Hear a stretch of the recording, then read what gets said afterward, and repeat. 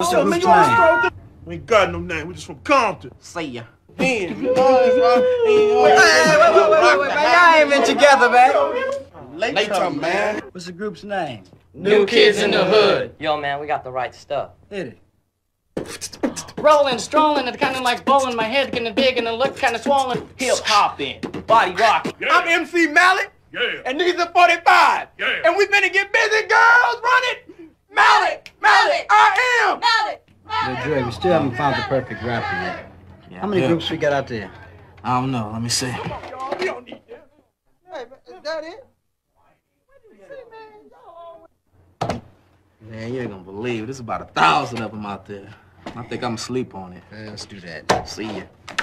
High energy, full with the wisdom, sense of a rich man, knowledge and the rhythm. This is what I'm using to come up with a style, so I'll interact all together better with the crowd. Nervous for a second and the record starts spinning and I fall into the state of mind of what I've just created. Pumping like the doctor, D into the RE suckers ready to leap up on the tip when we made it. Created so I'll never be regarded as a regular, more than just a little bit better than my competitor. Hey guys, thanks for tuning into Hip Hop TV. I'm Tiana Tavita, and on the eve of his Sydney show for his groundbreaking speaking tour, I have with me the man himself, D.O.C. Hey! How are you enjoying Australia so far? I am. I love it. I love it. I was just in Melbourne last night, and Brisbane before that, and Perth before that. And I was here before that. So it's been quite a busy tour for you. It's been a whirlwind. First time here? Yes. And you like it? Beautiful place. Beautiful place? Beautiful place. So we want to go straight back to where it all began. Okay. Can you tell us a little bit when you met Dr. Dre and Eazy-E? Man, I was just a baby. I was 19 years old. Baby. And we met through a mutual friend. One of the guys in my group used to be in the World Class Wrecking Crew with Dre. Yep. And he introduced us, and Dre thought that he thought that I was very good as an artist, and thought that I could help him with his friend, who happened to be Eazy, and thank God it all worked out. So there's been a rumour circulating for quite a while that I personally wanted to sort of clear up. I think it was first put in a Playboy issue that you actually swapped your publishing for a gold chain. Is that a rumour, or is there some truth behind that? Well, there was a gold chain. There was a gold chain? Yes, there was a gold chain and a ring. The ring is in my room, actually. But I never sold it. No? So there's just a lot of hype behind. That was a rumor because when those records came out and I wasn't getting any money. That was to do with the contract with Ruthless, or?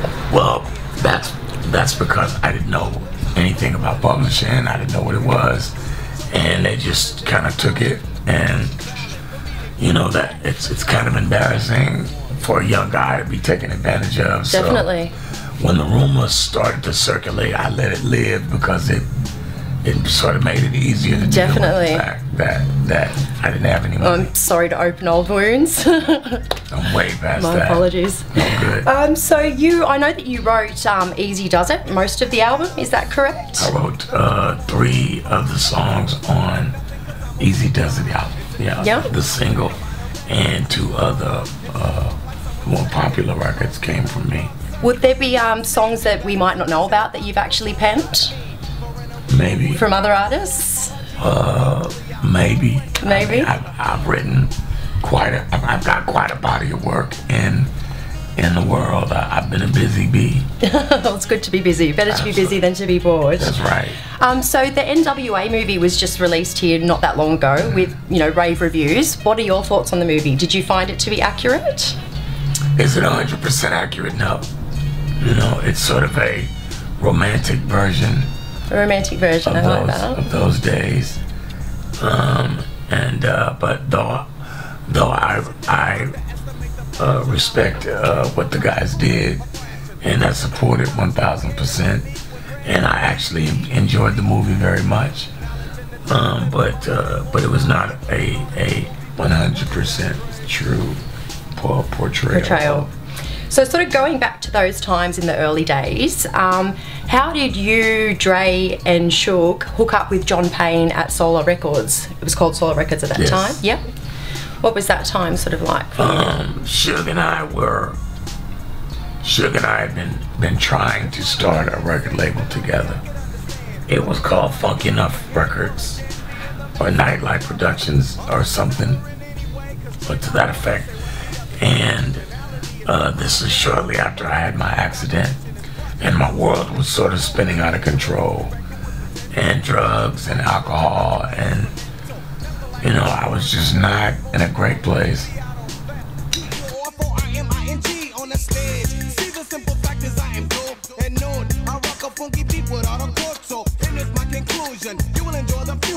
And I will ascend with the style that I am using, knowing that it's tough, finished out a buff. I think I'll let it play, cause it's funky enough. And Suge was actually the one that mentioned to me that if Easy had been taking my money and he had been taking Ice Cube's money, then he may very well be taking Dre's money. So I mentioned that to Dre, and Dre looked into it, and it was for certain and for true that Easy had been, you know, not being on the square with him. So Dre and I started, we decided to start our own label together with Suge's help, and Suge took us to Solo. So just touching on, you mentioned your accident. I mean, that must have been an excruciating time for you. But I did watch a YouTube interview of you just recently, and you can use your old voice at times, is that correct? Sometimes. Sometimes I can. Is that extremely difficult for you to do, or? Well, if I concentrate and really give it effort, I can pull them together enough to make a tone. You know, when people speak, they use their normal, well, I use falsetto chords normally. But if I concentrate and squeeze, then the other two chords, the normal chords will come together. And they're not really strong, but they work, you know. And doctors told me for a quarter century that would never happen. So that's quite groundbreaking in itself, isn't it? Absolutely, hell yeah. That leads to my next question. Would you possibly be thinking of doing a new album? I'm giving it, yes. Yes. Long story short, I am. I don't know if I have enough power to do a whole record by myself, but I'm going to do 2 or 3 records because, you know, I miss it and I enjoy it and I want to do it really bad, you know. And if it took 25 years to get them to move, then who knows what I'll be able to do a year from now if I continue to work them. So who knows what's going to happen in the future. But I'm going to do a record. That's exciting. And I'll be back. So this is a groundbreaking tour in itself, like a speaking tour. We don't really get to see our artists up close and personal. We get to see them perform on stage, but not really in an intimate setting. What can we expect from the show tonight? Well, all the cities that I've been to previously, the people seem to be really moved and inspired by my honesty and me being so forthright about my faults and my mistakes and my humanity, and it helps me grow as a person. And I think it helps them grow as young artists, and hopefully it'll keep them from making some of the same mistakes that I did. But it's very cathartic in that I'd like to be, for me, I hear the word legend a lot. But from my perspective, my legacy won't be one that's left in things like records and cars and houses. I want my legacy to be left in people. I want to touch people and move them. And so this is what I'm trying to do. Nice. Well, we know that we're a bit stretched for time, that you sort of have to head off now. But just before we go, do you have a message for the fans at all? Sure. I really love Australia.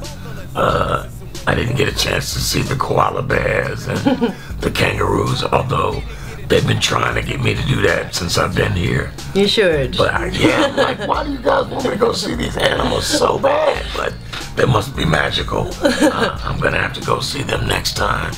I'm gonna make a record. Hopefully I'll release that record sometime first quarter next year, and I'll be back very soon because I absolutely love it here. Thank you. Thank you, D.O.C. I'm Tiana Tavita, and this is Hip Hop Tea. Thanks, guys. What's up, Aussies? This is D.O.C., the man, the myth, the legend.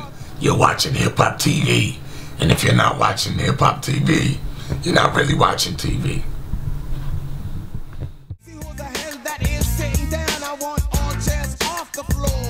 And if he stands to the wall, show him the door, and I'm kicking the beat to give you something to rock to. That go non-stop, do not to look at the clock. You perceive, but can't believe you're being taken by a beat so cool you start shaking and shivering, cause I'm delivering the answer. Haven't seen if you're a hell of a dancer. You try sitting, but it just won't work, cause the beat is so rough. So tell me, tell it, don't be funky enough.